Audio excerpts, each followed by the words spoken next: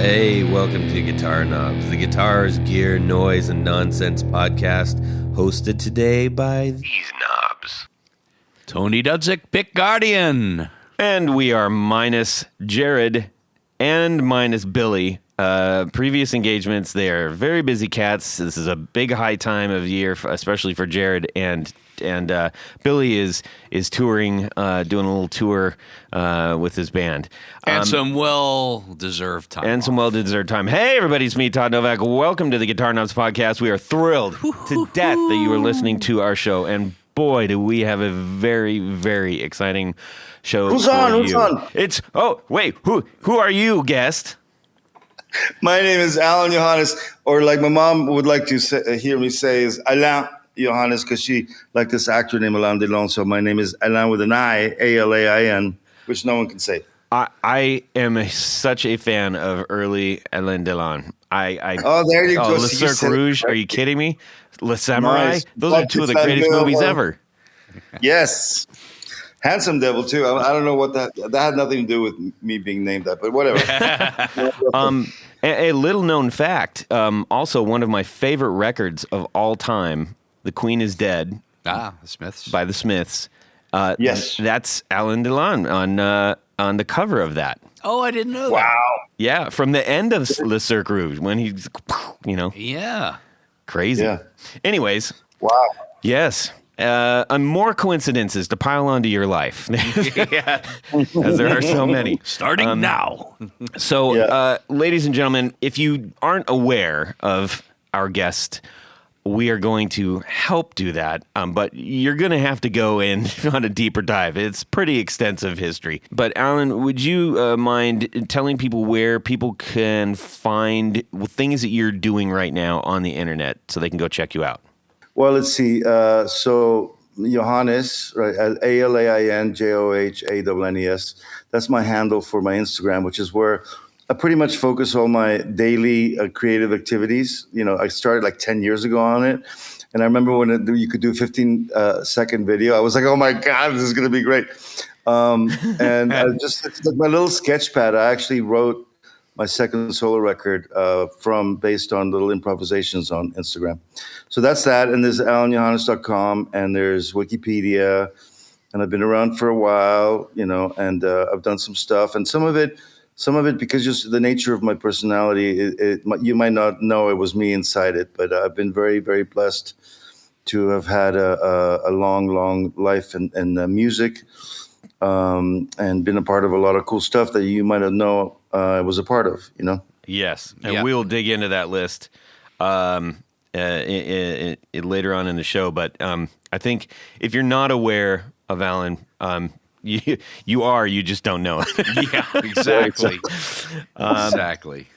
Okay, ladies and gentlemen, we've got some fantastic stuff to get through. One of the things, and Alain, I would love to hear you weigh in on this too.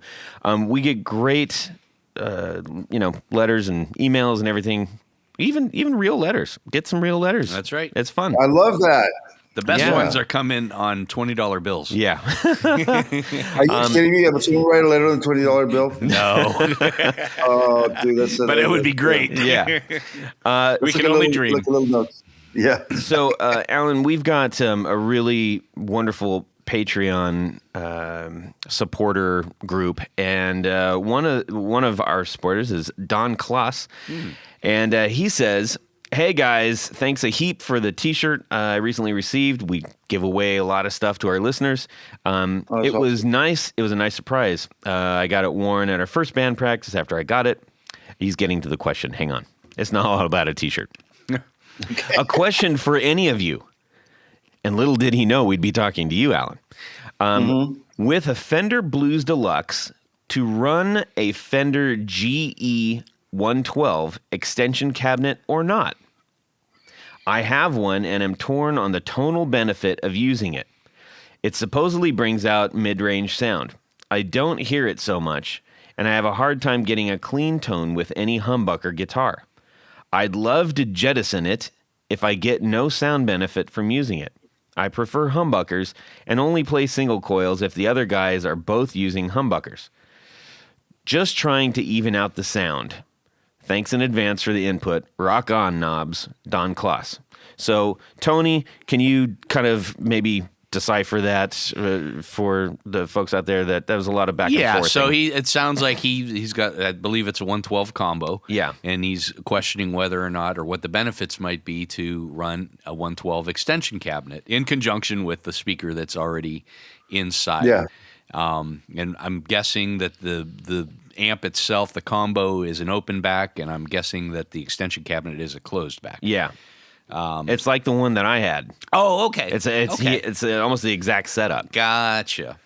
So, in my opinion, especially in a live situation, I think having two speakers certainly increases your SPLs, sound pressure level. And, that always helps to, especially live. Now, if you're in a studio, it's not as critical. But I would definitely, if you have the ability to run the extension cabinet, the closed cabinet is going to be a little more MIDI. Yeah. But that in combination with an open back from the combo, I think would be a great combination. Yeah. Alan? Yeah. Yeah, he's gonna watch the homage too to make sure that he's good on that. Yeah, depending on that's what true. the is. I would also, yeah, go ahead. That's going to happen a few times tonight, ladies and gentlemen. Pass the lamb. He's calling from Chile, so I'm far down in Chile, and I'm in basically like a farm, and so the fact that we're even having this conversation is a miracle with the local internet.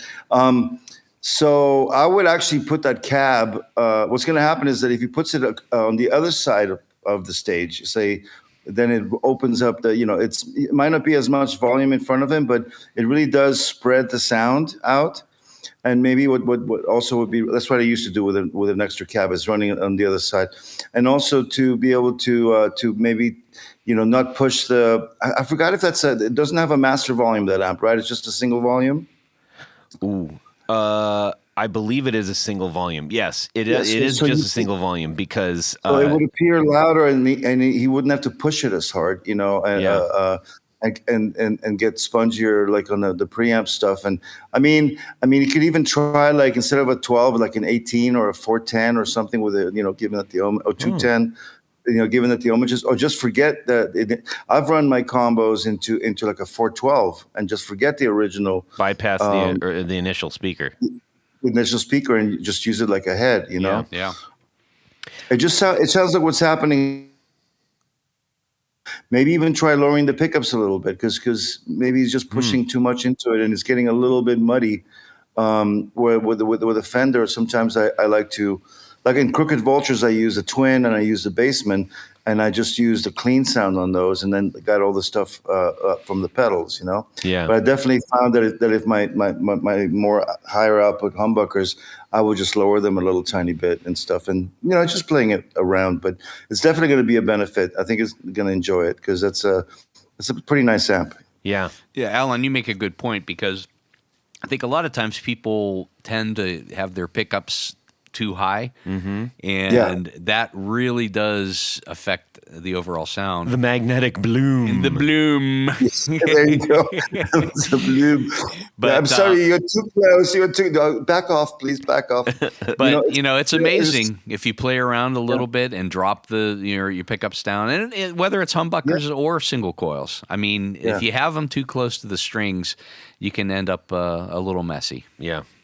Yeah, and the attraction is, like, you think you're getting all the sustain, but at some point what's going to happen is that the magnetic field is going to impede the natural motion of the string vibration, Yep, that is true. You want to let that just do its thing, Yeah. And I find, like, just backing it down, just experiment. It's fun anyway. And plus you get to go, oh yeah, I have one of those tiny little Phillipses. I got it over here. You always feel like so powerful, like MacGyver or something. Yeah, you brought up something that I have done on stage when I'm gigging, which is for a long time I was running like a combo, a single 12 combo, and then I would get I had a Supro Black Magic, and I got the matching extension cab for it. And, that's a nice amp. Yeah, it is, and it sounds great, especially with the extension cab. I would put it on the other side, because if you're playing a smaller show, if it doesn't matter what the house sound is doing, if you're close to the stage, you're gonna hear whatever's in front of you. And I always thought, is like, man, it sucks if you're stuck in front of the bass player and you can't hear the guitar, or vice versa. If you're just stuck in front of the guitar, you may not be hearing some of the other tones. So that's something that I think is a huge advantage to having those extension cabinets. But be mindful. Don't fight.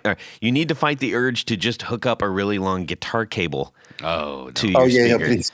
Speaker cable, please. Yes, you got to run absolutely. speaker cables, folks. So I mean, there's a reason that some of them are just shaped like they're also super fat. You're like, what is this? It's like, oh my God. Yep. Or they're just like remember the old school, like there was obviously a speaker cable because it had the obvious division between the, plus minus. But it's one of those things where like, I often thought to myself, why can't I have just like a 8-millisecond delay, between this cabinet and that cabinet? But you obviously you can't, because it's like, how are you gonna, suddenly put a pedal? I tried it one time; it didn't work very well, actually. So with 2 amps you can delay one, so you can get this nice spread. Yeah. But with 2 cabinets, I thought, well, I'll just put a little Echoplex in between. I was like a kid, in the 70s. Yeah. Like I put it in between, and it didn't go very well. Yeah. Did you have a fire extinguisher handy? Yeah. But you bring up a really interesting point. Like you really could, with the right box coming out of your pedal board, you could run a duplicate amp on the other side of the stage. Exactly. Yeah. And you know what I tried one time? Remember those Pro Juniors? Mm-hmm. Fender Pro Junior, the Zinke that made the Supro before I have a Tremolo Electric. Mm-hmm. Actually, Dave Grohl has it now because I took it over before I left. But he made this Pro Junior, which is like a volume and tone little tiny Fender. And one time I hooked up 3 together, like sending out to all 3, and my God, the sound of that, it was insane. Wow. Like having a bunch of tiny amps all wired to, all coming out. What is I think is Little Labs that makes it 1 in and 8 out or whatever, Yeah. Yeah. And there's a guy down in Indiana or over by us that oh, crumb. I can't remember what he calls it. Yeah. He does it, and it's got like phase. It's got like what's the thing where you can adjust the impedance or the pickups or whatever? Drag. It's got drag. Okay. Yeah, and it's got phase, right? You're talking about like each one, so you can do all this multi-amp stuff. Yeah. Well, and I think famously, there's a lot of people that do it. Joe Bonamassa runs 17 amps on stage. Yeah. Mick Mars, famous for just a whole bunch of crazy little amps. Brian May. Brian May. Yeah. Brian. I'll get a story about real quick. Brian May. I'm a kid. It's the 70s. I go see Queen at the Forum. I get taken to see Queen. I just demanded it to be so. and the PA goes out in the middle of the show, and the volume of the guitar did not change even a little tiny bit. Really? I was like, oh my God, he's running like 9. Serious stage volume. 3 of them I'm sure were backups, but I know that at least 3 were together, and then the other 3 maybe for the Echoplex return. But my God, that tone live. I got to see Queen a few times, 4 times in the 70s and a couple times in the 80s, and it was pretty insane. Yeah. You mentioned the Forum. I actually grew up in Long Beach area, and oh wow, so yeah, awesome. I think there's probably a few shows that we probably might have graced at the same time, way back then. It was always easier to get to the Forum from Long Beach. I used to love to go to Long Beach too. Yeah. So anyways, thank you, Don Kloss. That was a great question. I know everybody's always fidgeting around with what their little live setup is for especially playing for smaller gigs. Because we have to do it all ourselves. We don't have the magic man in the corner doing it all. Anyways, let's motor on to what is going on in our music world this week. We're going to ask Tony real quick, and then we'll check in with Alan, and then myself. Go ahead, Tony. All right, so Todd, this week in my music world, I've actually been going through some of my old parts drawers, and I think I might have mentioned this on a previous episode, but I had some old Cluzon style tuners that were kind of rusty, kind of hard to turn. And there is a trick I learned years ago, and it's a product that's readily available. It's called Blaster. And Blaster is a penetrating oil. And what I typically do is...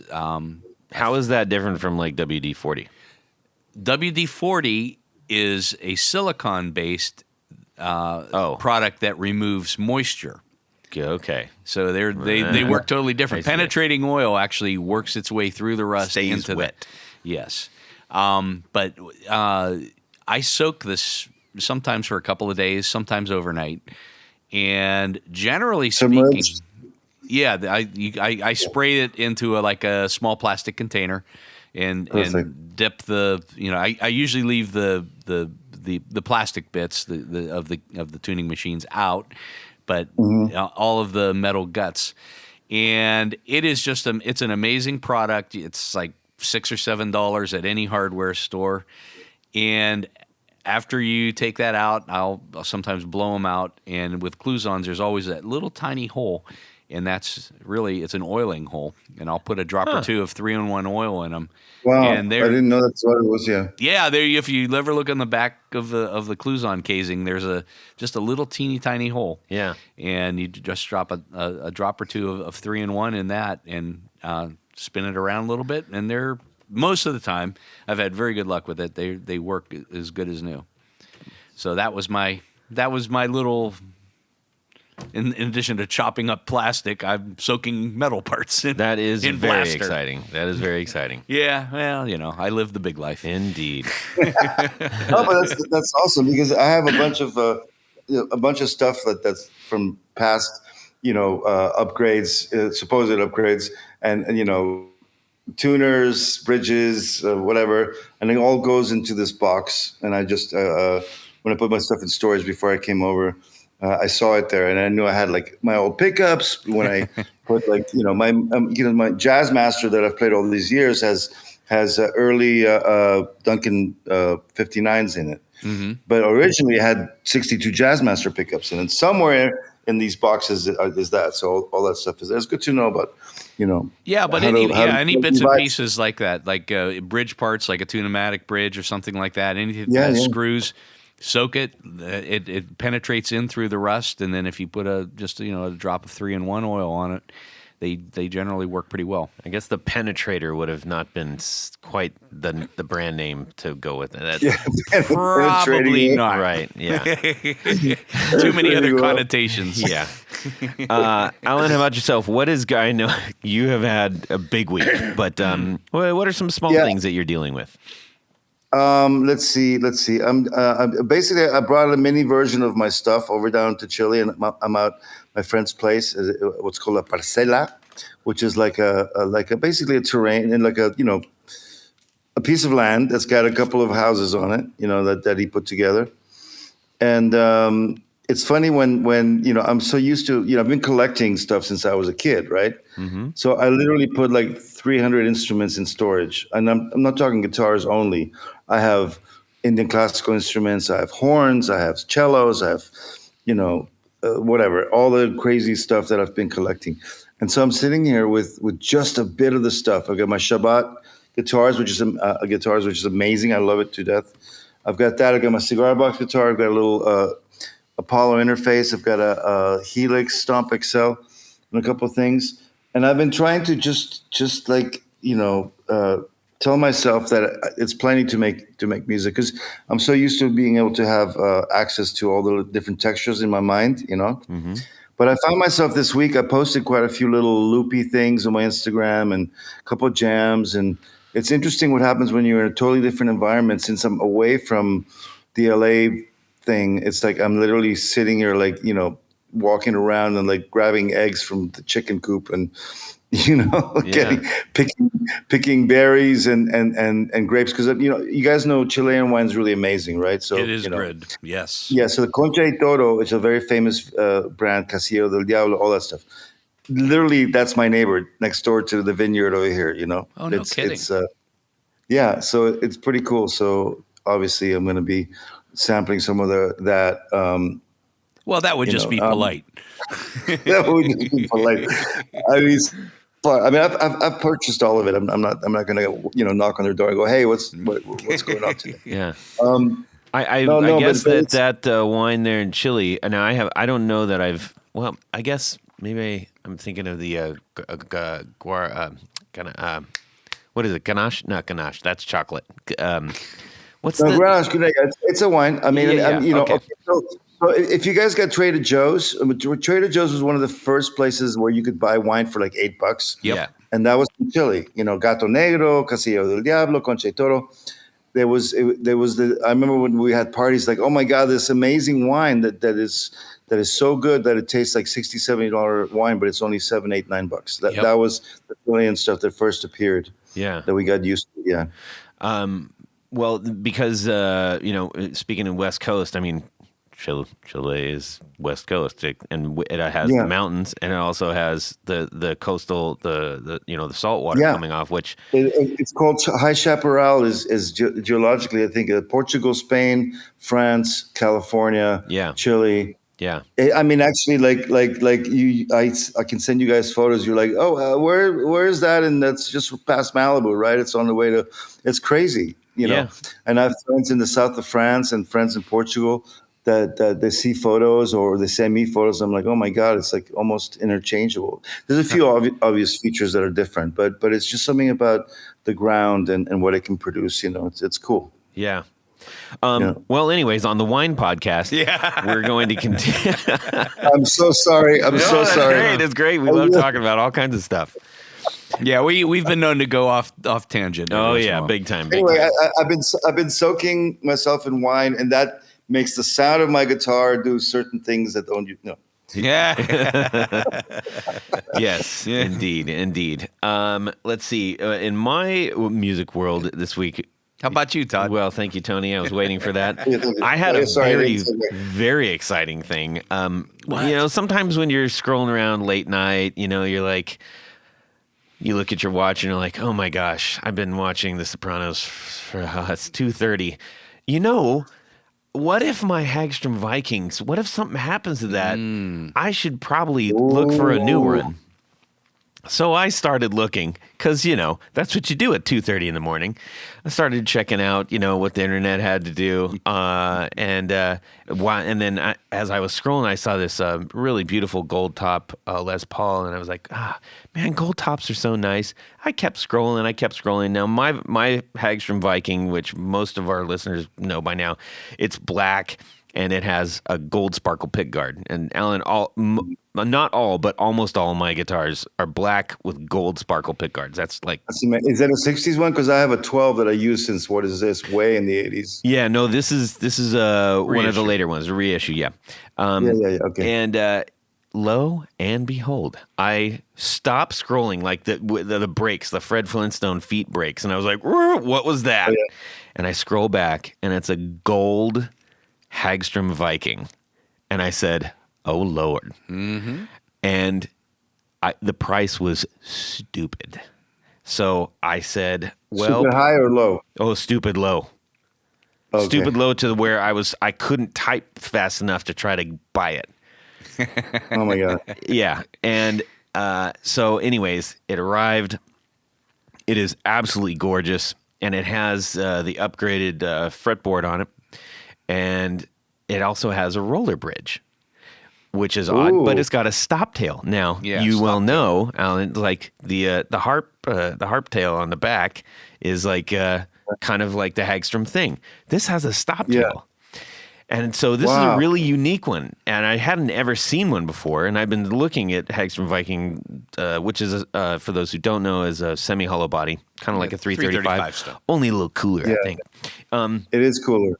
Anyways, I got it, and I was looking at it, and I was like, what have I done? I still feel guilty if I buy myself stuff. And I said, why did I do this? Why did I do this? I need to just return this. I don't need this. What did I do?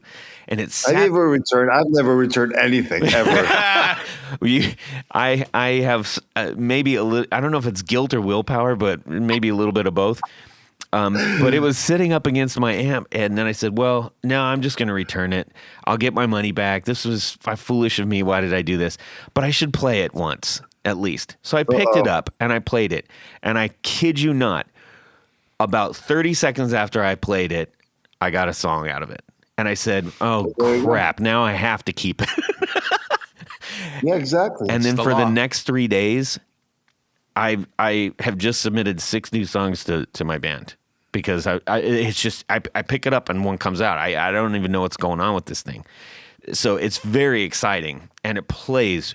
It plays so beautifully. I love it. So That's amazing. Yeah, Isn't that inspiring? Of course. Dude, but if you got a song out of it, that's already a special instrument. Exactly. It's paid for itself. It's funny.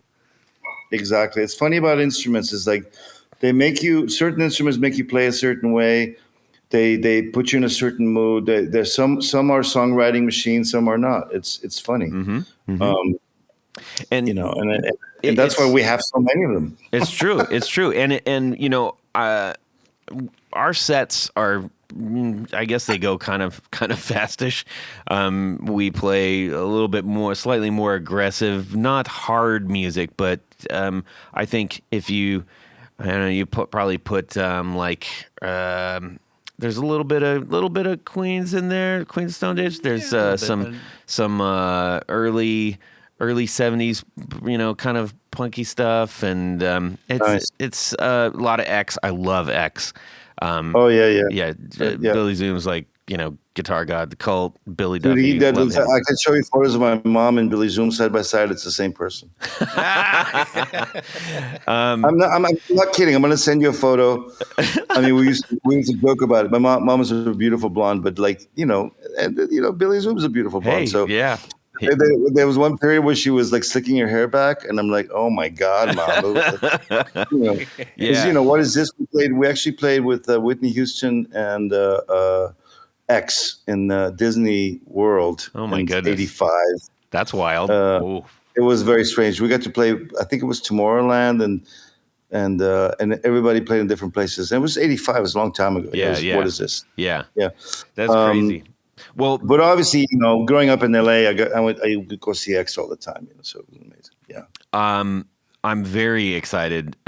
Speaking of X, because I think I mentioned this to a few people, and anytime I start talking about X, whatever, I have a place in my heart for them. But I'm going out to NAMM in a couple weeks, which you're obviously very familiar with. And when I said, well, I'm going to see what's going on while I'm there. I'm going to be visiting old friends in my old neighborhood and everything. And I said, but I would really love to, see if there's any shows. There's nothing happening, at least from a sense of bands that I would be familiar enough to say, okay, I got to stop everything I'm doing to go see. Until I found X playing at this tiny little theater, and I was like, "Oh my gosh!" The tickets are $35. Where in Anaheim? Where are they playing? In LA at the Tremonor, not the Troubadour. It's the Tremulum something. I'm going to get the name wrong, but anyways, it's small. It's really small, and wow, that's crazy. And that's where they kill in the small theaters. Oh yeah, absolutely. I saw them with the whiskey so many times, and even remember Club Lingerie? That was a long time ago. Yeah. So very excited about that. But you mentioned some guitars are writing guitars. Some guitars maybe don't necessarily give you songs. But I would show up with a couple of guitars for a small. It's not. I'm not playing for hours or anything. And I would get a little bit of grief, like, oh, you need all the guitars for them, like, because these 2 songs were written on that one, and these 2 songs were written on that one, and these were. It's like I kind of want to honor that, Yeah. No. Yeah. Anyways, personally, I think it's the pick guard that I made for you. Really, that's where all the songs came from. Yeah, true.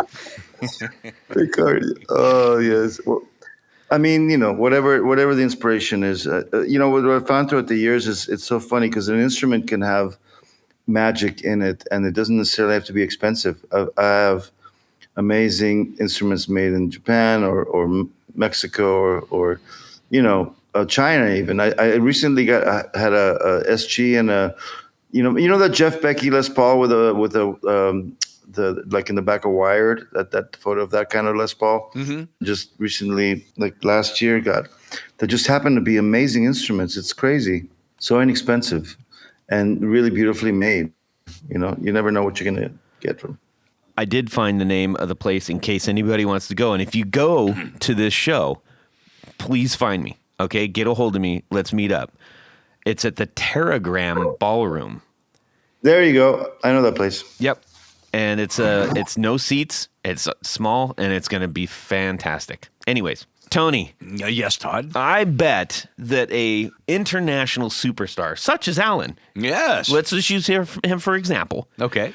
Probably goes through a lot of equipment and needs a lot of different equipment scenarios. Probably have to plug things Probably into a each lot of other plugging and a lot of that. yeah. What would we recommend? Since we know so well Yes. exactly what's I needed believe for we that are thing. the experts. We are the experts. I would highly recommend using Tour Gear Designs patch cables. Why would that be great for him? Well, because they come in multiple different sizes. They're very flat. Very flat. Yes. And the little pluggy thing that goes in, Very low profile. very tiny. So it's kind of like Not like a giant pancake one. well, yeah. I mean, essentially, it's a very the diameter of a jack almost. yes. Yeah. It is. It's incredible. And they're None more thin. none more thin. Exactly. And they, I think they're 3 inches to 24 inches, and all the lengths in between. Yes. S shape and C shape. Yes. So you can go from a side mount to a top mount very easily without twisting the cable, which can end up breaking the cable if you keep doing that. Yes. You don't want to do that. I bet if Alain went right now and ordered a whole bunch of them, because they're in Canada, so they ship them all over the place. Yep. If Yeah. he puts a And bunch Canada of and Chile, it starts with C, so there shouldn't be a problem. they'll I get think it it's right. one and the same. And Alain, guess what? You're going to save 10%. Why? Because Alain, aka Tony, if you put in the guitar knobs into the coupon code, you're gonna get 10% off your order. Oh my God, dude. They're fantastic. No, they really are good. We all use them. We all love them. They're very affordable right out the gate. Super And then you affordable. can save an extra 10%. You're gonna love them. Yeah. Anyways, so thank you to Tour Gear Designs for sponsoring our 4 on the Floor. Yeah.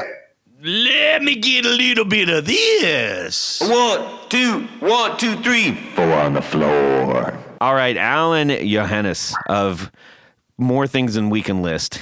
Yes, of a bunch of stuff. What is your Hi, 4 on the a bunch of floor? bands. Omnipresent.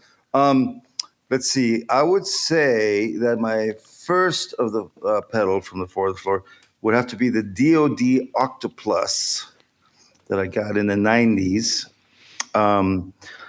There's a song by Eleven called "Reach Out" in which the riff goes down, man, on world, and basically, it's got an octave down, on that riff. And what I love about the Octoplus is that if you palm your guitar, the on single note riffs, the octave pops out in a very musical way. And then if you play a full chord, it goes, I can't even handle that, and it just doesn't even activate. You know what I mean? Yeah. So you could do full chords, especially weird inversions where the thirds on the bottom or whatever. And literally it's got this particular sound that I love so much. And a couple of times I've just turned the direct off, and I've gotten this kind of Stevie Wonder-y, Paul McCartney kind of,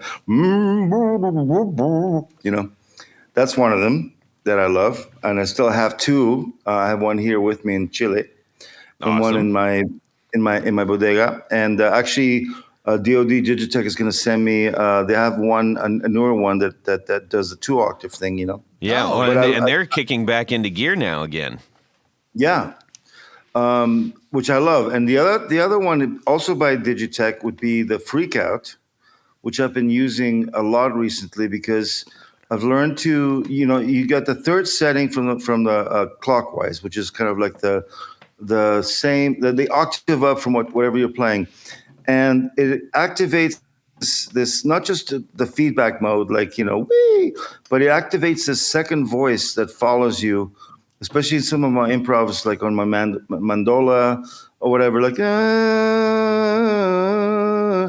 and then you got this on the top following me. A little bit later, a little bit, it tracks some notes. Sometimes it doesn't. It all depends.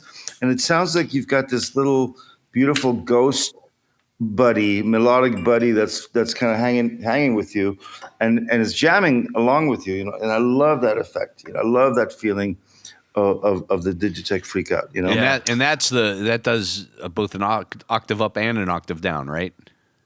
Well, actually, it goes through the harmonic series. Oh, so from the bottom, so it goes do do do do do do. Okay. So the bottom is an octave down. Then you've got unison. Then you've got the kind of octave up, and then it does like a harmony, a harmonic thing. And you've got the ability to latch, or you got the ability to blend it as to trigger as fast as possible. Okay. So it does sound like there's quite a few posts that I've used. It's not predictable. You have to kind of lay into it, and it does its own thing. It's kind of like the ghost in the machine. It's alive in a crazy way, and I love that. I don't know what I'm going to get all the time, but it's always musical. It always gives musical results. That sounds very much like at least a partial description of what you tend to bring to the music world in its unpredictability and thank you. Okay, let's number 3, please. Okay, number 3 would be I have one of the earliest prescription electronics experience pedals, like number 4, I think it is. Wow. And it's a big square guy that I got in '94, and I used it on Seasick of You and a few other things. One of my favorite fuzzes ever. It's really with the octave up thing, and if you listen to Seasick of You on the 311 record, you can hear it does this crazy thing that you can, when you do the little edge of the pick finger high harmonic.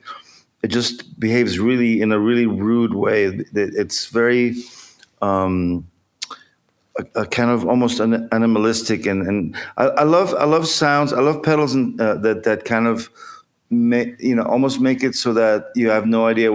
They give you the sense of danger and the sense of like.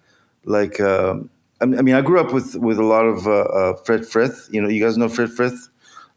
He was in Henry Cow, and he's an experimental avant-garde kind of, and his usage of effects and sounds, it's really intensely interesting to me, and pedals that do that always go up on the top of the list for me. So you thrive on chaos a little bit.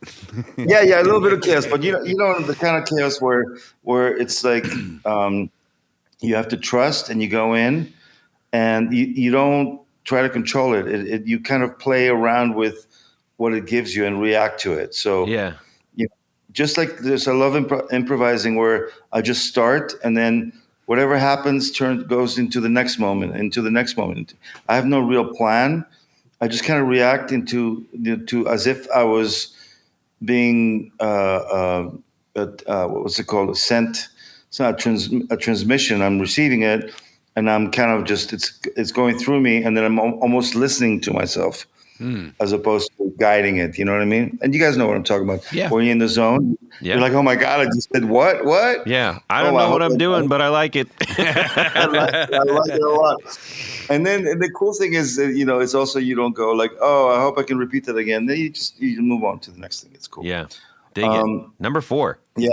Number 4 would be, Dr. No made this pedal for me called the 1111, and it's really, really special. He made a limited edition.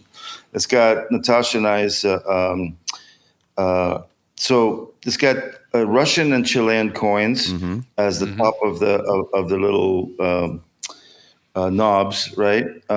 Based on our years of birth, and then it's got actual bird skulls covered in metal, and as a selector. So it's basically like a Q, almost like a Q zone or a wah in an extreme way. So it goes go go gee all the way to the really coupled with a fuzz, coupled with a boost. But it's the fact that he made this beautiful piece of art. And he made 11 times 11 of them.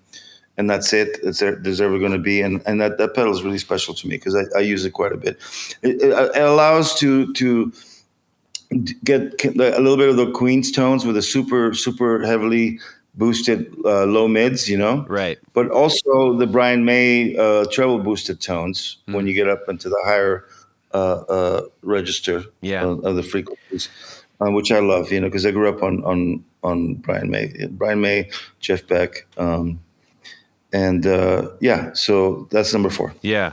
I had the pleasure of playing that at a friend's house, and I mean, yes, it sounds great, but obviously Dr. No makes pedals that you're like, wow, I mean, it's just a piece of art. And Exactly.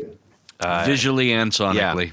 And I believe, I could be wrong, but I believe that this was the genesis for the pedal that followed, that was the Troy Van Leeuwen pedal. Yeah, beautiful pedal. Yeah, Oh yeah. my God. So Yeah. Well, those are 4 fantastic pedals, and I think that they actually speak a lot. It's always interesting to see what our guests are going to choose, especially if they are either known players or they're known for building certain things. Your type of music I'm sure has been described to you in a billion different ways, and the fact that it either can be or can't be described even is something that is, I think, unique in the purest form of the word unique. In the sense, we call a lot of things unique that aren't, but then there are things that genuinely are. And I think that your musical stylings, not just the music you play, but the things that we're going to get into here in a moment, kind of that's what I think of. Thank you. Now, before we deep dive into that, and then we're gonna stay mostly, I think, in the gear realm. We want to get people, as much information that we're going to discuss about you and everything. But you had a very big weekend. Yeah. So I came. Just a quick backstory about me in Chile. So I was born here, but I was taken away when I was really small, and I didn't come back until 2010, 40 some years later, to meet my real father. It was Josh that said, after Natasha passed away, he's like, you got to go and reconnect with your past.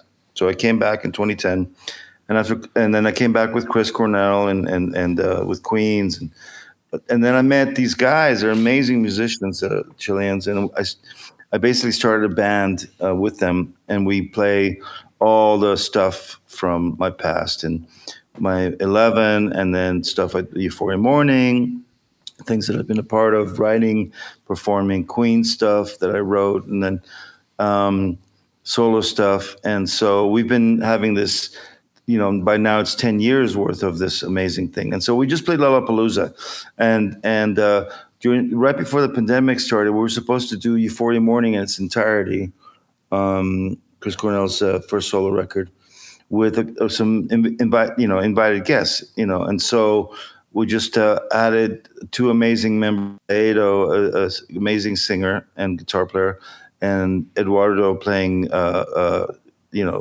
string bass, because in 11 Natasha played Moog bass, and it was a 3-piece with organ, Moog bass, drums, Jack Irons, and me.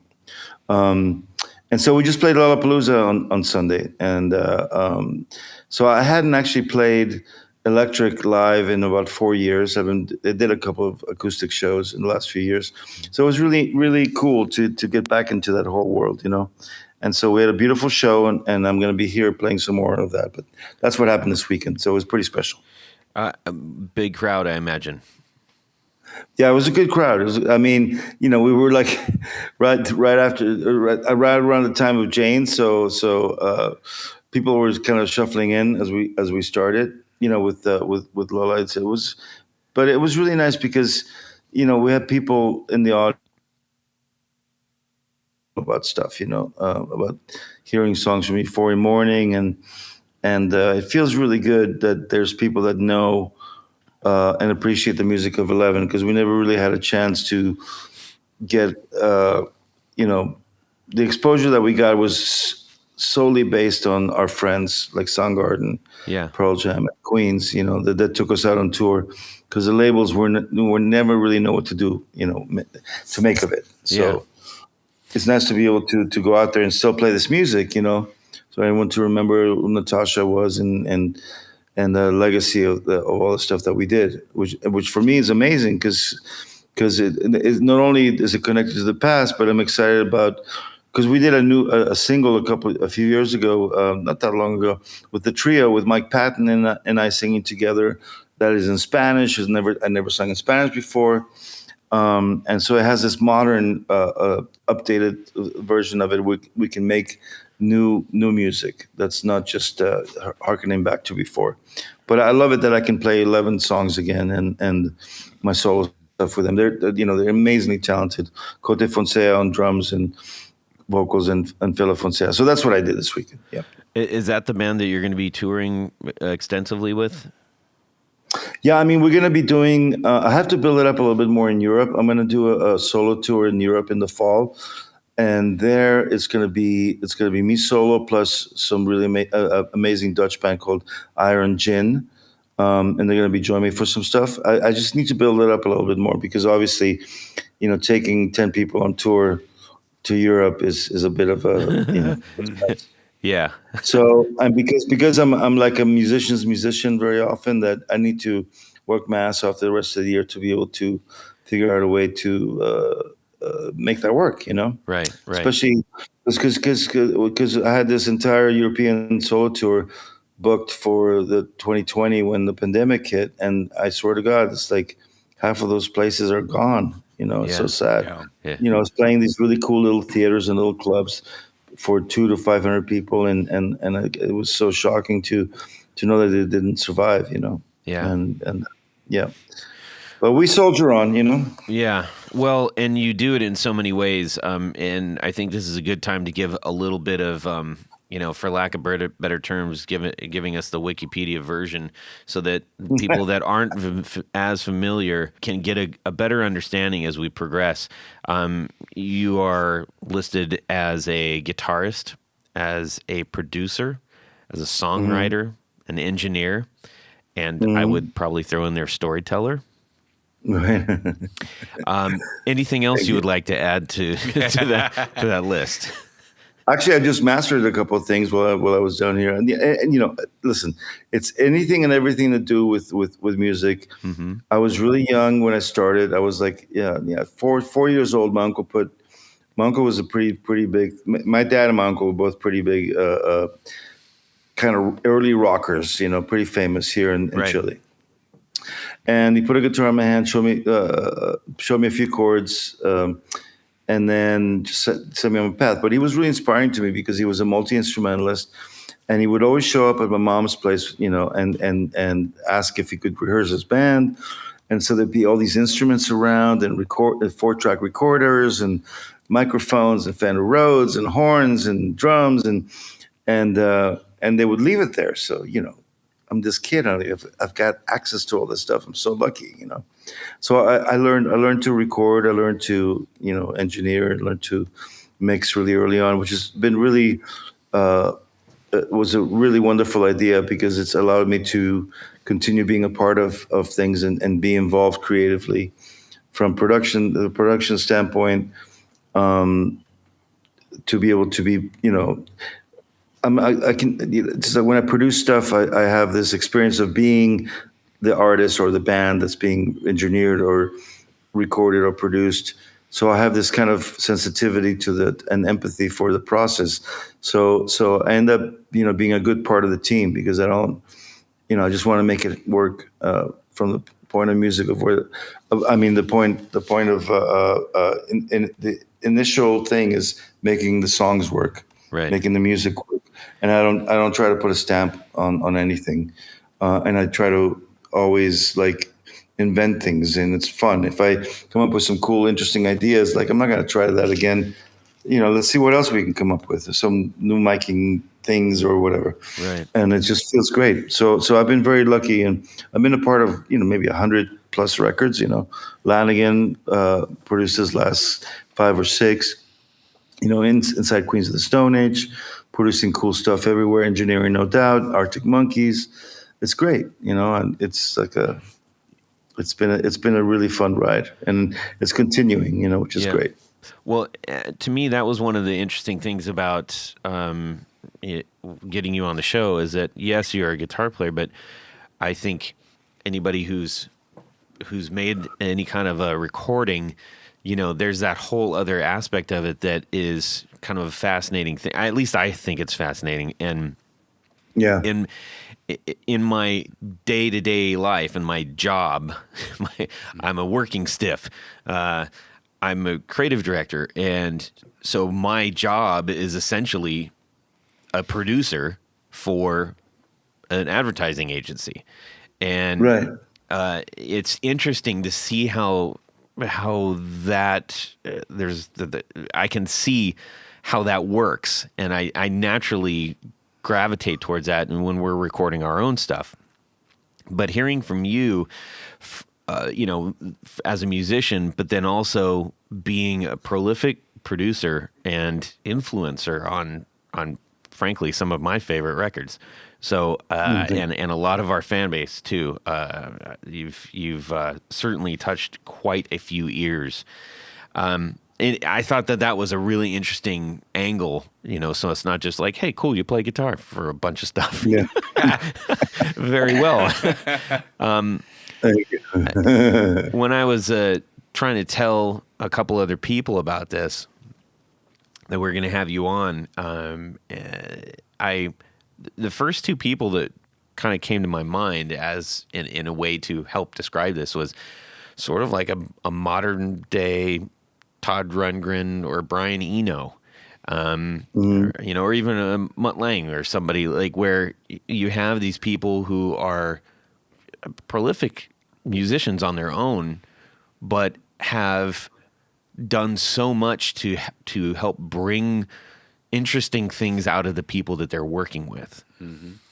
Can you tell us a little bit about your transition from guitar into, and how you sort of glide across all these different roles that you play in music? I mean, okay, so I would say, like I said before, the exposure to access to recording devices and kind of seeing the entire thing as a continuum, as opposed to like a separated thing. It's a creative act. It's a every aspect of it is part of a process, and it's all connected, and that all is important to stay focused on for the success of the thing itself. Because I remember like early days when we were just kids, like Flea, Hillel, Jack, and I, before the Peppers, we went into studios that we'd saved our money all summer for to record our stuff, and it didn't come out the way that we sounded in the rehearsal room. I'm like, what happened here? There was all this pressure. We spent all this money that we had saved. I mean, all this money, $1,000 when you're in high school that you'd save for it. Money. It's a pretty big deal, especially back then. And yeah, exactly, in the late 70s. And you're like, what happened? And I'd be trying to like figure out, psychologically, I'd noticed what happened psychologically. I noticed all this other stuff. And I'm like, but when we're in the rehearsal room, we're so happy. Yeah. And like I thought, it's a pressure thing. Okay, so obviously it's a pressure thing. So what are the dynamics of self pressure and what happens at that point? And a little bit of tension is a good thing, to kind of put a fire under you. But it was interesting because I already started noticing, because the main thing for me was to make it a timeless recording, something that I could listen to with proudly and share with others and be like, hey, check this out, Mm-hmm. And I think what happened is that after I met Natasha, we focused so intensely on songwriting, and we didn't have a lot of money but we always tried to get some nice gear going, save money for it, and we kept that kind of independent spirit. And this is like, now we're into the 80s, and so we had a 2-inch 16 Stevens machine that we spent like $3,000 on, like everything that we saved for. And we had that and a couple mics and a pre's, then we got a soundtrack to do. And then we got, instead of with the money that they paid us, we bought a console so we could actually do the soundtrack, and just kept building like that, And then really the big turning point in terms of having access to a full studio and being able to afford to record any time was when 11 used to open up for Soundgarden all the time. We were amazing friends. And Chris stayed with us before Euphoria Morning after Soundgarden stopped for, whatever, 20 some years. Yeah. And he invited Alcafaro, the president of A&M. We didn't have a label. We'd left Hollywood. And he invited him with the purpose of like playing our stuff so that maybe you get us a record deal. And so Alcafaro's like, I love your stuff. I want to sign you. I'm going to give you $200,000 for a record deal. And so Natasha and I were so brazen. We were like, okay, cool. But can we get that $200,000 as a PO to like West LA Music so we can just buy a studio and do the thing ourselves? And he like looked at us like we were nuts. And he was like, I love it. It's crazy. You guys are nuts. I love it. I'm going to let's do this. Oh, my and like God. a week later, I'm at West LA Music with $200,000 and a potential thing, and I'm like buying this and buying that. Oh, what's that? Oh, it's that Brent Averill Neve. Okay, APIs, cool. All right. I didn't realize that cabling for the studio was going to be $40,000. That almost killed me. I was like, what? It's just cable. And the big mistake was with all due respect to Yamaha, it was an O2R. We didn't really need to have a little digital console. We ended up using it as a monitoring thing. Anyway, because of Chris and Alcafara, we had a studio, 11 AD. And so we did Avant-Garde Dog, which is the second to last 11 record. And then Chris came over for Euphoria Morning to like kind of work out the stuff because Daniel Lanois was going to produce it. And so Natasha and I wrote like Pillow and Disappearing and Mission and a couple of things. And then she helped arrange stuff. And so we prepared demos ready to go. And then the people, Daniel Lanois people like called and said, he's canceling all his projects. I'm sorry. And Chris is like, what are we going to do? And Natasha's like, we're going to make the record, we're going to make the record right now. And so we ended up making the record Euphoria Morning at the house, And that experience of being able to have a studio at your place that we ended up doing all the Lanigan stuff and 11 stuff and whatever was just an amazing gift to be able to have a daily access to, an amazing recording studio in your house where you didn't have to feel the pressure. And I think I learned so much from that. I learned so much from being around geniuses like Natasha and Chris and Lanigan and Josh too. Josh was, when we met, when we opened up, 11 opened up for Queens, and we ended up doing Desert Sessions and then being part of Songs for the Deaf. And then I joined for Lullabies and Natasha too. It's just the luck to be able to find this extended family of amazing artists that trusted each other, and I got to, be in there as part of the team, and just focus on like, let's together make this amazing thing, Right. And so I really learned how to they're always my contextual family, relationship oriented person. I don't know. When I did my first solo record, it was because I heard so much that Natasha wasn't here anymore that I had to make a solo record so I could basically communicate this through songs. It wasn't natural for me to go off and just be alone. Yeah. Because I love being part of something and remembering those bedroom jams with Jack Irons and Hello Slovak since we were 14 years old, which led to all this other stuff. Yeah. Yeah. You mentioned something being. Sorry, I can just keep going. Yeah, I can keep going.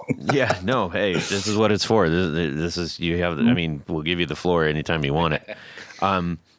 I think one of the things, and we'll touch on this in just a second, but one of the things that struck me when I was watching the documentary, which we will, again, as I mentioned, talk to you in just a second, is that the people that were speaking about their interaction with you did so in a way that they speak of a family member or a lifelong companion. And I thought that that early setup in that documentary really set the tone for to tell the story in in a way that was more meaningful. So that is clear coming out of other people referencing some of your past musical work and your relations. Gift. It's incredible to me that I still pinch myself even after all the loss and the hurt. It's like I still know, I know for sure that of the blessing, incredible blessing it is.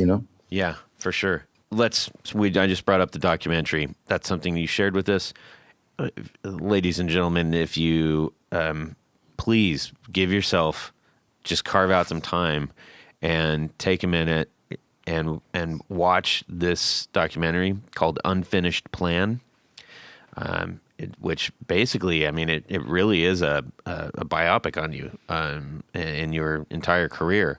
And could you maybe just share a little bit about how and why that came about, and also where we can find that?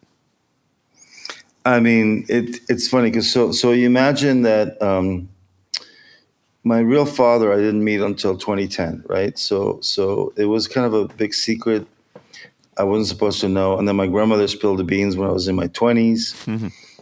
And I knew that there was this rocker in Chile that was my dad, And I think he sent me a letter, and I just didn't really know how to respond.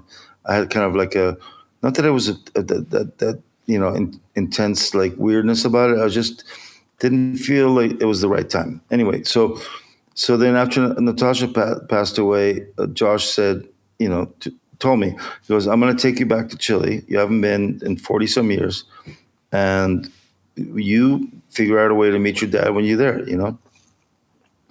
because I think that's going to help you heal from this. It will connect to your roots. And, Josh is like he's like a brother. So he was looking out, Yeah. And for those who don't, we're referencing Josh Homme, not, Josh Homme, sorry. Yeah. Yeah. Josh Homme from Queens. And so he took me down there, and I ended up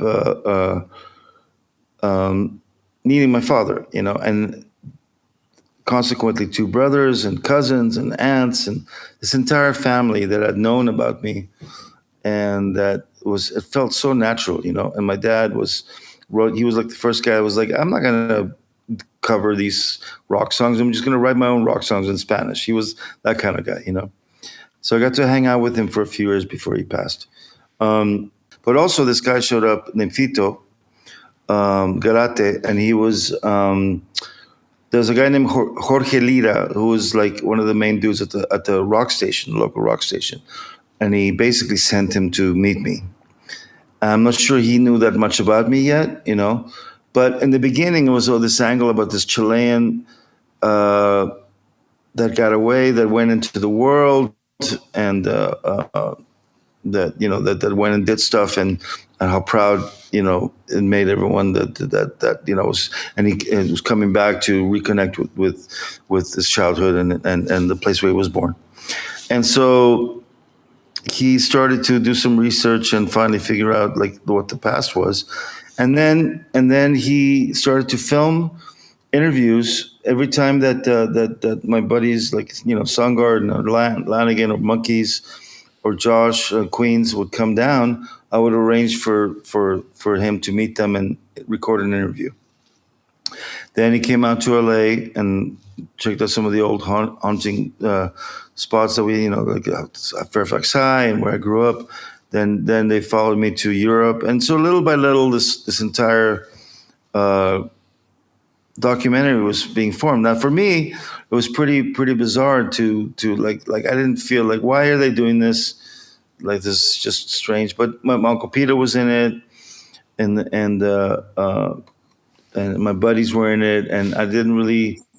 I was just trying to be helpful to this process, but I thought it was kind of bizarre to suddenly have a movie and they're following you around and asking you stuff. Mm-hmm. And then my sister got interviewed, and she's like, "Well, I'm going to call this a love story. It's about Alain and Natasha," and it's that kind of triggered this in the director. It made him realize, wait a minute, this angle on this is wrong. It's not about a Chilean musician that went out there and is hanging out with famous rock stars. It's about this love story, Yeah. And I now noticed the shift. So suddenly, Like I actually could only watch a little bit of it, and when it premiered down here, Chris had just passed away, 2 weeks earlier, and I was down here, and I sat in darkness in the back of the theater and got to see the thing for the first time, and it was really, really intense, because Uncle Peter passed away from ALS, and Chris, and obviously Natasha, and at the same time, it was just like I just felt like this is they're still here with me. Right.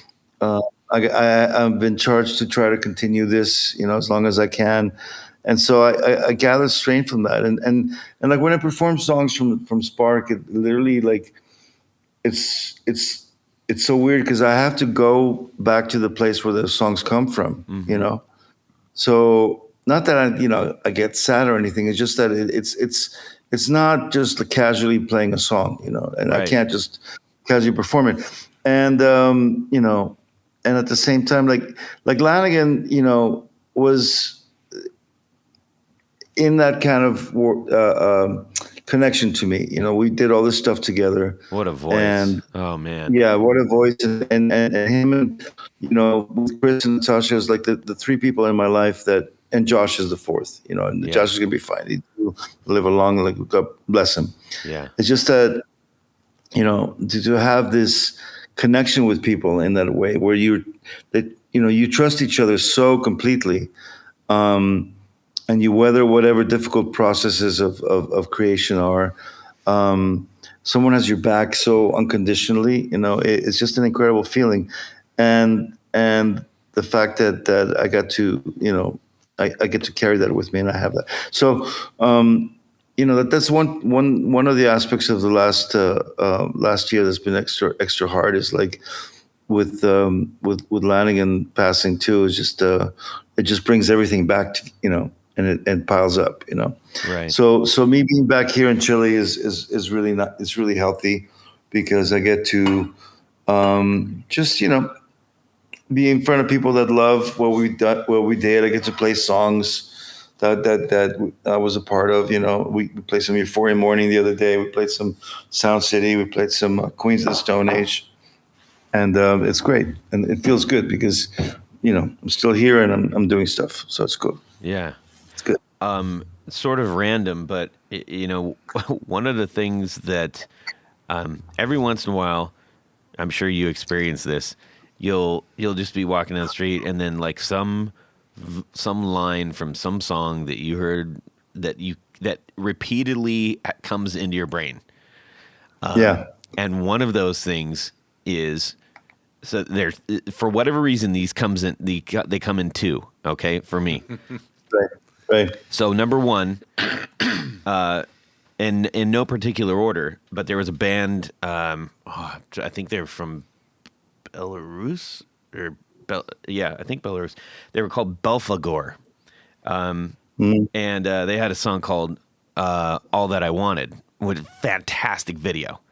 They were on a beach, and this camera kept going. It was like they went back and forth with this camera, like they were running at the camera. So it was like it was in a loop. But they had a great line. And that was all that I wanted. And so I hear that in my head, followed immediately or preceding, "Mind My Have Still I." And I remember hearing that the first time and going, what does that mean? And I was like, what is he saying? I was like, oh, he's saying I still have my mind, but it's backwards. Oh my God, I love this. So I had to pass that on. Thank you for putting a screw in my brain that'll never go away. That's so funny. Well, do you ever see the video for that, the original video? Yes. Okay, well that is a Hackstrom Viking, the 12-string version. As you can look, but when you look at it again, it's a tobacco sumpter, and look at the tailpiece. I would have seen that on Video One with Richard Blade, I believe.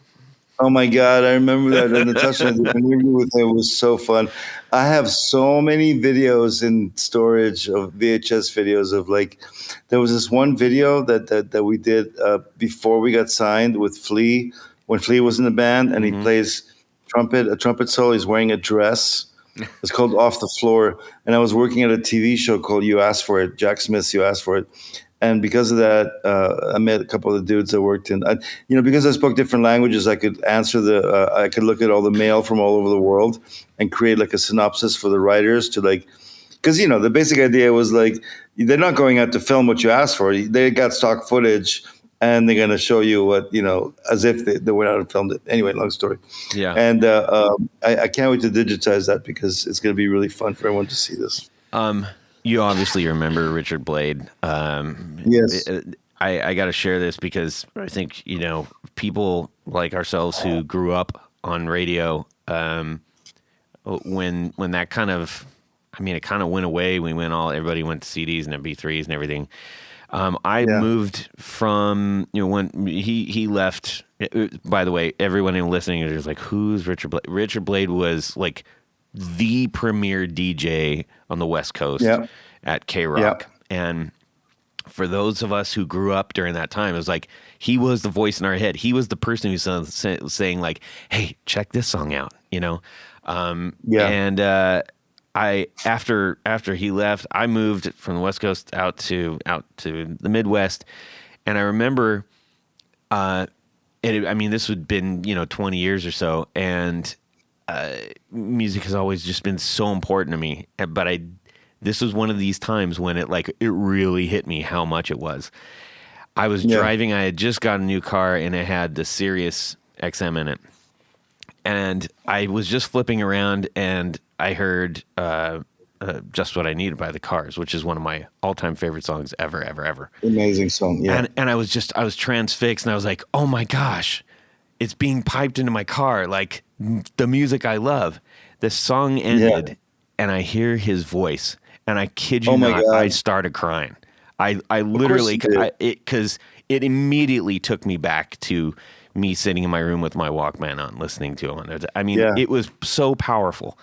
Anyways, thought I'd share that because you actually know who that person is. So yeah, exactly. And I would like to add Jed the Fish to that as well. Oh yeah, Jed. He was another voice that I love. Rodney on the Rock. Yep. On the Sundays playing you all the stuff that you would never be able to hear anywhere. It was so cool. It was a really special time, and to be able to be exposed. And I actually worked at Licorice Pizza when I was a kid, and I would get vinyl on the weekend. I worked in Music Plus. There you go. I worked for vinyl. I cleaned up the back. I put all the boxes together. I was 14, 15-year-old kid with Doug Feiger, I might add, who asked me if maybe I would jam with his band because he thought I was a good guitar player. And my mom said, "No way, you're not playing with adults." Crazy. Hey, I got a couple more questions here for you. I think one of the things that is captivating, and obviously something that not only I think musicians are drawn to you clearly for, but you impart on them as well. You have a very specific, for lack of better terms, mystical sort of sound. I was trying to say, how can I talk about this? And there's a certain element of it, and I can hear it in Queens, I can hear it in Vultures, I can hear it in Cornell, and it's like when you're watching fire, right? If you're looking at a campfire, you're watching fire, and there's you get kind of transfixed by it, and part of it is because it's never the same, but it's always the same, and there's just this really unique quality. Is like, oh wait, where's this color coming from? Or like, whoa, that leapt up really high over there. But it keeps us interested in it, and it's fascinating. There's danger. It's dark. Where do you think that stems from? It's got to be some kind of source, because you're one of the only people that have really kind of brought that to more modern alt and rock music. That's the kind of the thing that attracts me about music is it's that kind of feeling, this feeling of timelessness, or this feeling of almost like the voice of the silence, or the universal transmission, that's happened since the beginning of time. And like the particular form it embodies can change and be more current or more, but that's what I recognized, like in when I first heard Chris's voice and I first heard Soundgarden or Paco de Lucia or Fred Frith or the Beatles or, there's this, or Zeppelin. There's just this feeling of it being this, like almost imagine, like when I listen to Bach, it's almost like it's always playing before time and after time, and you plug into it and you listen to it for a bit, and then you step away from it. I think it's that feeling that all the stuff that I grew up listening to, and especially because I had to move so many times and never really felt. I felt more like a citizen of the world, living in so many different countries, being exposed to so many different kinds of music, like Indian classical, flamenco, rock, and I started to see this connection through all things. The things that attracted me to any kind of music, is that it sounds like somebody's uh, complete total abandon, losing their sense of ego, being in the moment, just exploding with connection and resonance and empathy. Like it's all one thing, and we're alive now, and it's this kind of feeling, and I think it just kind of rubbed off on everything, and the tension and release of like exploring that, like that feeling of a dramatic arc of a song. And I love it when music sounds like dangerous, in it. You know what I mean? It has a danger to it. Yeah. Like this is serious. They mean this. Yeah. Whether it's Nusrat Fateh Khan or gospel music or Blind Willie Johnson or like all the stuff that just sounds, it sounds like the expression of this this kind of joyful scream of like existing, like, Mm-hmm. oh my God, I can't believe that I'm here now, this is crazy. Mm-hmm. It's scary, it's beautiful, it's all things at once. And it's frustrating when you can't, when your mind doesn't allow you to go back to that, um, when you're in the moment of the blessing that it is to be making music and to be on stage or recording, and something takes you out of that zone. It just like it's so hard. I mean, like, I always try to figure out a way to like, but it's you can't always avoid that from happening. Yeah. It's like But coming out I'm of a so dream happy. and trying to get back into it. When you wait, you're like, Right. no, no, wake up, no, wake up, go back, Yeah, go back. exactly. Exactly. Go back, turn around. It's not safe. You know, it's one of these things that we've all experienced. Um, in any kind of creative, whether music or painting or poetry or even daily life. Mm-hmm.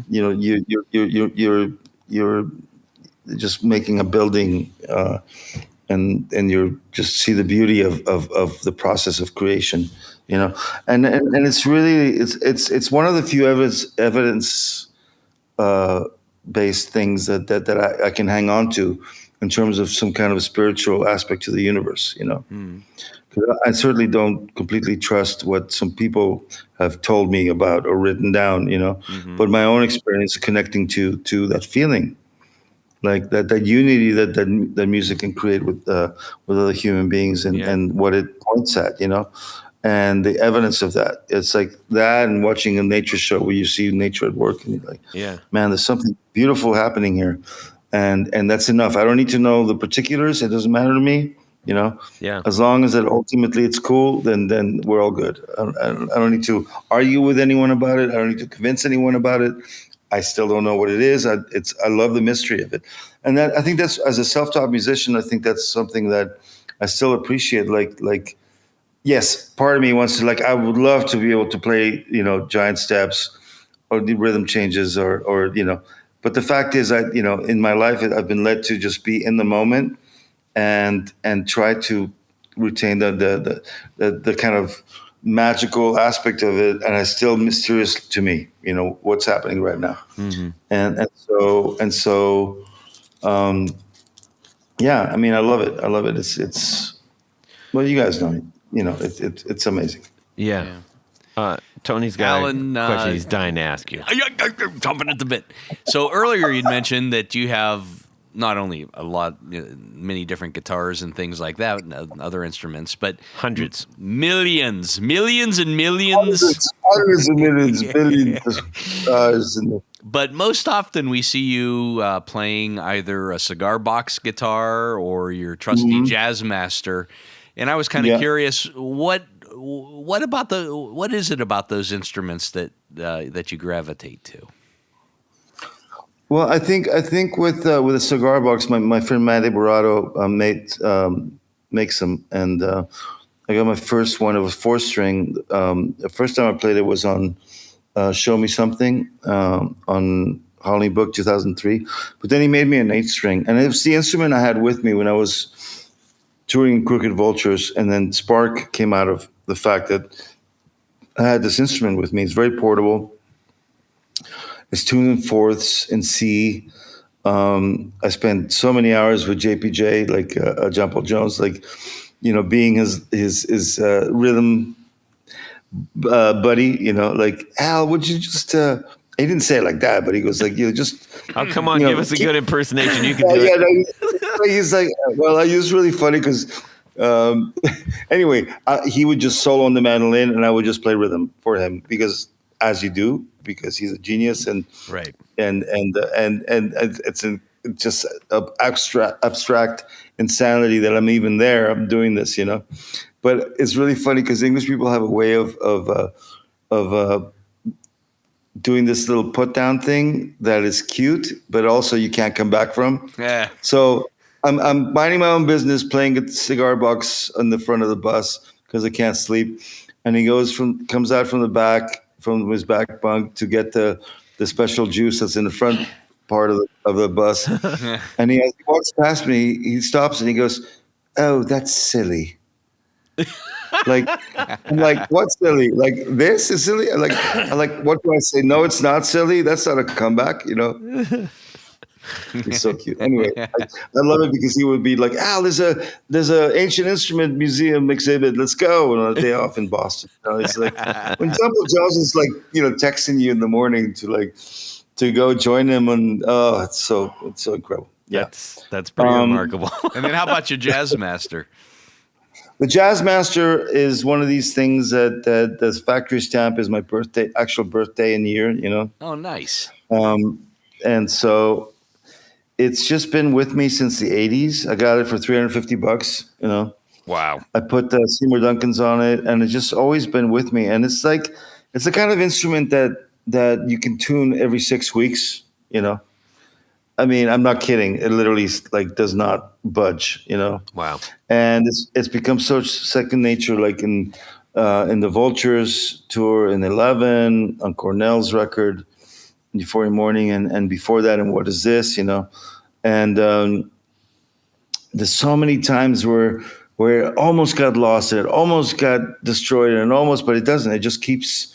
You don't know how many times it's like fallen over in this most insanely scary racket, like pow, fell off the stage, fell like 10 feet on its side, bounced 3 times.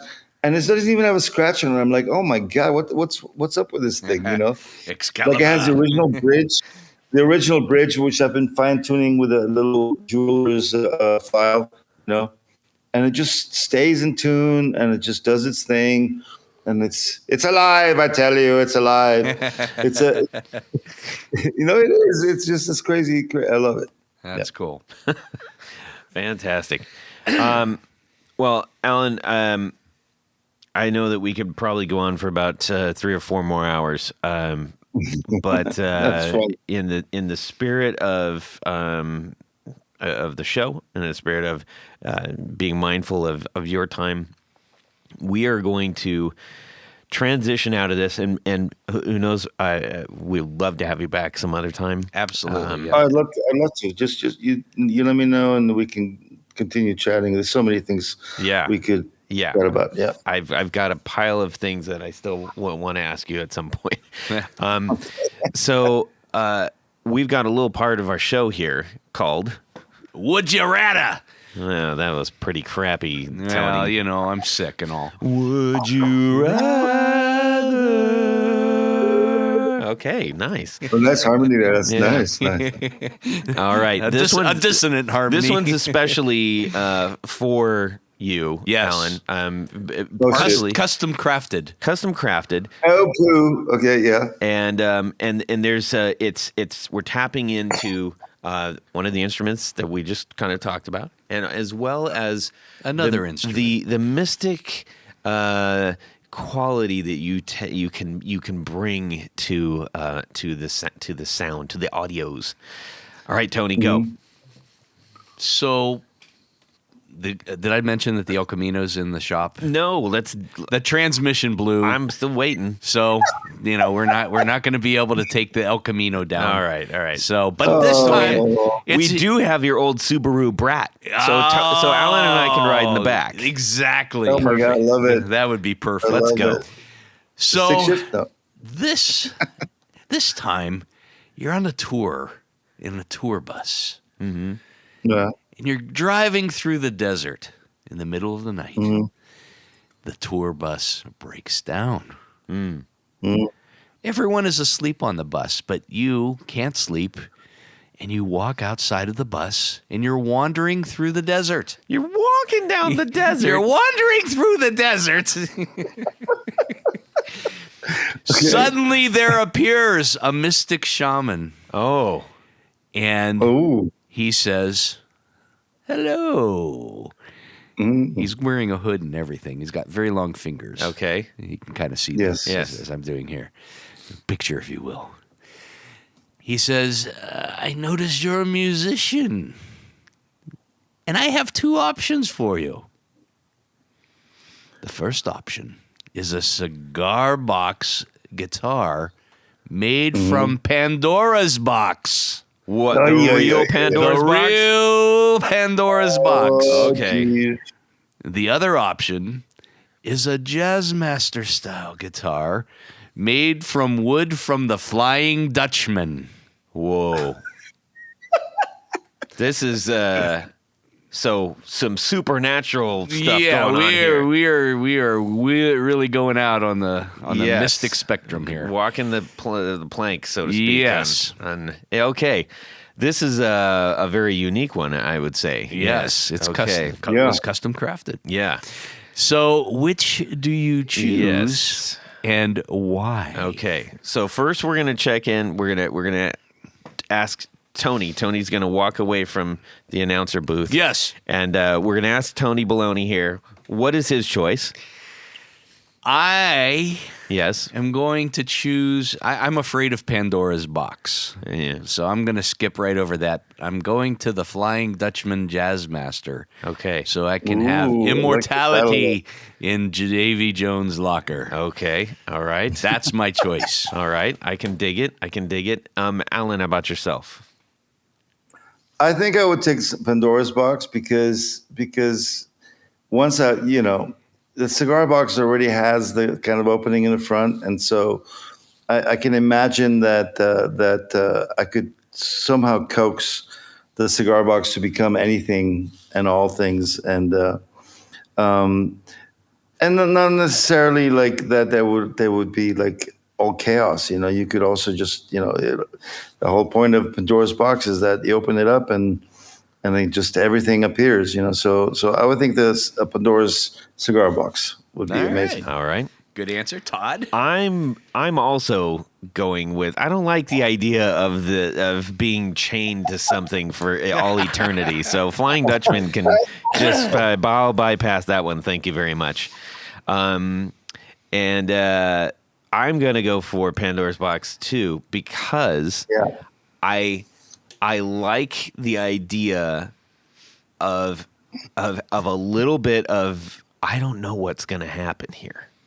Right, exactly. I'm going to pick this up, and I don't know exactly what's going to happen. I'm going to be part of the experience, but I'm not going to be controlling the experience. I think that could be really, really fun. Okay. Yeah, absolutely. So Yeah. I'm by myself You are once yet again. again on an island. Yes. An island by Yes. myself. With No, but the- then that's cool because then we got it covered. Like between the three of us, we it's all going to happen. We got it good. It's all going to work out. All right. Well, thank you to the genius who came up with that one. Who would that be? Sorry. Was that Jared? Did Jared come up with that one? He probably did. Anyhow, Alan, we got to thank a couple of people, and then we're going to exit out. Okay. Thank you. And All right. Let's Here do we it. go. Let's go, Tony. Yes, Todd, because at this point of the show, there's a very special group of people that we love to thank. These are our executive producers. Now, you might be wondering what an executive producer is, or more importantly, how you can become one. Quite simple. Go over to patreon.com/The Guitar Knobs. Check out a couple different levels in which you can participate, become a sponsor, a patron of this very podcast. Each level comes with some very, very nice thank you gifts and opportunities to win things, and a handwritten note from Todd himself. That Yeah. worth the price of admission any day of the week. And But there's one thing more, Todd. yes, you have your name written on the thing. You name read on the thing, and that's what I'm going to do right now. So special thanks to these executive producers: Moon Guitars, Vader and Pedals, John Halverson, Rick Calhoun, Trevor Gunberg, Elad Mizrahi, Mike D, Richard Kendall, Mark Garton, Matt Hart, James White, Justin Jones, Anthony Gemalero, Bill Gola Guitars, John Esterly, Anthony Lathrop, Stefan Lamb, Michael Senchuk, Ken Sayers, Doug Christ, Darren Gregory, Tom Barazin, Rusty Sneeden, Ralph Gottschalk. Did I say that right? Gottschalk. Yeah. Yeah. Gottschalk. Yeah. Don Kloss, Gregory Randall, Brett Hogarth, Eric Hemmer, Stuart George, Michael Furman, Andrew DeHaan, James Bell, and James Romer. Yes, recently new James Romer. James and James. Well, thank you guys so very much. but for wait, what you- Todd, there's more because there's a special I group. never seem to learn. You never do. It's like you've never heard this podcast before. 380 some episodes later, however many we have. There's a special group of executive producers. We call them our Grand Poobahs. Yes, They wear fezzes upon their head. they literally do, Alan. They literally do. They're We sell required. fezzes. They are required to wear a fez. So special. That's three special. Yes. Thanks to these Grand Poobahs: Tommy Manasco, Ricardo Iguereda, David Kaminga, Brandon Wow Pickups, Hex Matos, Michio Murakishi, Bob Crouch, Jack Cadian, Sam Jett, Tyler Rhines, LSJ Music Company, John Williams, James Pennington, Adam Johnson, Steve Keys, Cody Foster, Science of Sound, Brian Robison, Jonathan Jerusik, Corey Nigro, Michael Van Zant, Tim Nowak, Jonathan Daly, Martin Cliff, Sean S. David Poe, Billy Spitfire, Congregation Gear Demos. But Todd, Yes, I am so excited. This week we have two, count them, two I know. new It blew my- Grand Poobahs. It blew my mind. Two in 1 week. Woo! So welcome aboard, and a tip of the old fez to Paul Van Eppinger Yes. and Scott Sullivan. Hello, dollies. Thank you, you guys. You're in great company. Let me Thank tell thank that. you so much. Speaking of Thank that you. great company, I did want to mention, Alan, David Kamingo says hi. So I love me, David. I love me some David Kaminga. who doesn't love David Kaminga? I mean, come on. Okay, we need just if we can give everybody a one more shot at finding the things that you do out there, including the documentary. Go for it. Okay, so I think now the documentary is just on a search on YouTube, Unfinished Plan, The Path of Alain Johannes. AlainJohannes.com, Alain Johannes on Instagram, Facebook, Wikipedia. There's stuff out there. You might like some of it. I tried hard to make it awesome. Please join it. Join to listen. And that's it. Yeah. All right. Tony? Head over to pickguardian.com. Check out some of the things that I do, which is custom pick guards. Let me know what you need, what you're trying to do. I will make something very special for you. Yep. Pickguardian.com. He just made a special one for my Hagstrom. And Todd got 5 songs out of it. It's amazing. You can shoot me an email, Todd at theguitarknobs.com. You can also DM me on Instagram at guitarknobs. Would love to hear from you. I also want to give a huge shout out to Dr. No for hooking us up with Alain. Very, very excited. And he's coming on the show in a couple episodes ahead, everybody. So be looking out for that. That's great. I can't wait. Yeah. Check out that. Indeed.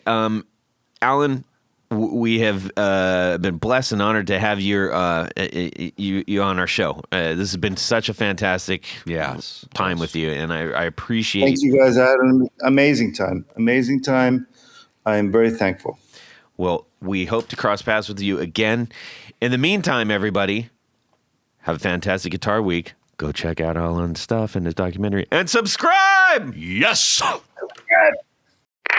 Hey Todd, what's up? I get to speak English. I've been speaking only by my Spanish. So it's not going to be like a Greek or Italian dinner where everyone's interrupting everyone else. Why not?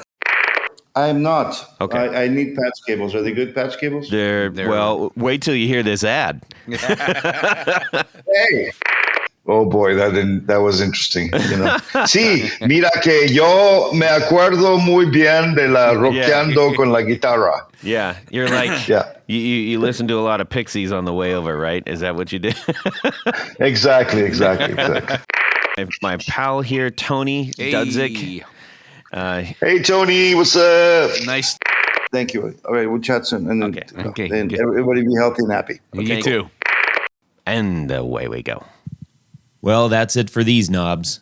Please visit our Patreon page at patreon.com/theguitarknobs. Visit our website at theguitarknobs.com for all of our past episodes, 4 on the Floor blog, and other good stuff. You can connect with us on social too at our Facebook page and share your gear and stories on our Facebook group. Also, be sure to check out our Instagram at Guitar Knobs.